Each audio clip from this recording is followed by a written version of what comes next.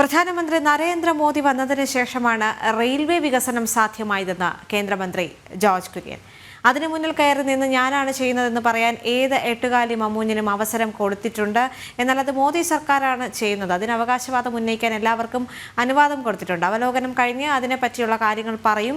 Kozhikode railway വികസനം 2027 പൂർത്തിയാക്കാനാണ് തീരുമാനിച്ചിരിക്കുന്നതെന്നും George Kurian പറഞ്ഞു.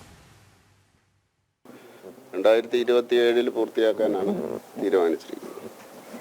ഈ സ്റ്റേഷൻ മാത്രമല്ല, കേരളത്തിലെ ഒട്ടുമുക്കാൽ സ്റ്റേഷനുകളും പ്രധാനപ്പെട്ട സ്റ്റേഷനുകളാണ്.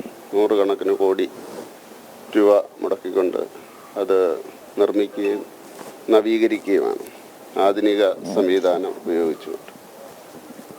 അത് റെയിൽവേ സ്റ്റേഷൻ്റെ രീതിയിൽ അതോടൊപ്പം തന്നെ കൊമേഴ്ഷ്യൽ സംവിധാനങ്ങൾ ഒരുക്കിക്കൊണ്ടുള്ളതാണ് ചെയ്യുന്നത്. അപ്പോൾ മോഡി സർക്കാർ വന്നതിന് ശേഷമാണ് ഈ രീതിയിലുള്ള വികസന പ്രവർത്തനങ്ങൾ നടക്കുന്നത്. ഇതെല്ലാ സ്ഥലങ്ങളിലും നടക്കുന്നുണ്ട്. അപ്പോൾ അതിൻ്റെ മുമ്പിൽ കയറി വന്നിട്ട് ഞാനാണ് എന്ന് പറയാൻ ഏത് എട്ടുകാലി മമ്മൂഞ്ഞിനും നമ്മൾ അനുവാദം കൊടുത്തിട്ടുണ്ട്. അതിൻ്റെ പേരിലൊരു എതിർപ്പും ഉണ്ടാവില്ല.